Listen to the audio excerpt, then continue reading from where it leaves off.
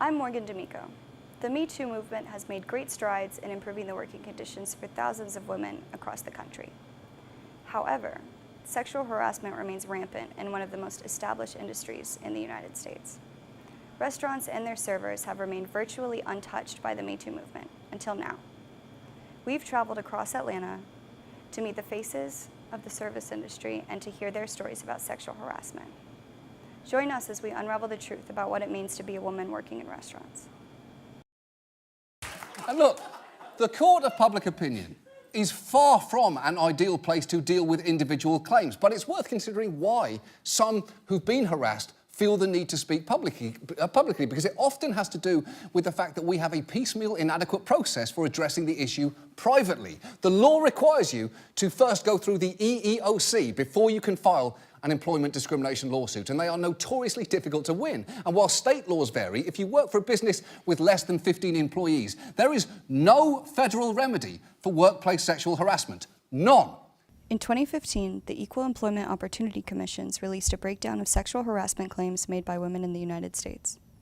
The annual data showed that the number of complaints filed by women in the hotel and food industry were 5 times higher than that of any other workforce.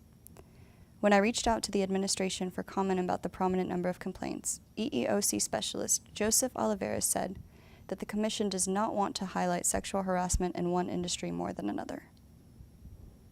From here, we met with one young woman who chose not to file with the EEOC. We visited Edgewood to speak with China Ellis, a server who's worked in restaurants since she was 15 years old.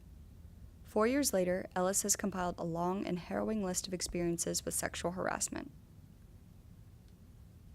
Was a new coworker that I'm working at right now in Buckhead. She came from another restaurant near Phipps Plaza, and she told me how the owner's son was a manager there, and he would have girls come to the back like late at night after shifts end to talk to them, back where like there were no cameras and everything, and like made them take their clothes off and shit like that for them. And then apparently he got fired for that, and he wasn't allowed there anymore, but that stuff kept on happening where like other, servers would hit on them and stuff like that. It's just ridiculous. You're basically like eye candy in the service industry. That's all you're there for. You're literally there for your body to make money for a company that doesn't really give a fuck about you.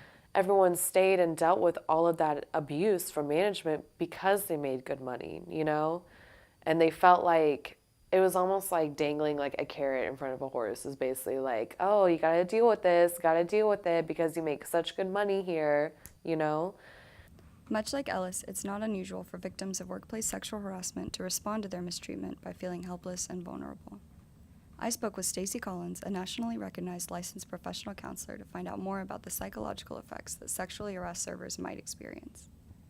Collins explained, sexual harassment is about power and control. It arises from traditional expectations and relationships between genders that overflow into the workplace. College student and part-time server Rahama Filipos is no stranger to the expectations of being a woman in restaurants. I'm expected to smile all the time. I'm expected to be a doll. Like, I have to please everyone and everything. And, mind you, when I was younger, that was okay. I was always kind of like that happy figure, but, I'm human too. And,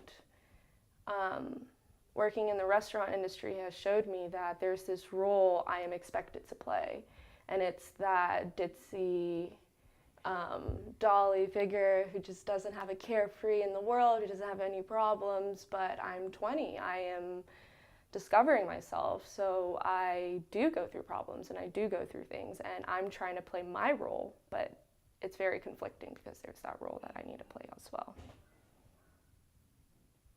This was something that I didn't deserve, but I also saw how this is something that I just have to do. And no one said anything. My coworker didn't say anything. My manager was operating it, and then the customer was just, and it's crazy because we live in a world where it's like, don't be a bystander, stand up, but it's just like when you're placed in those positions, no one says anything. These are the never-before-seen faces of the women pioneering a campaign to end sexual harassment in restaurants. If you or a loved one are seeking resources to join their fight, contact the Nashville Sexual Assault Hotline for more information.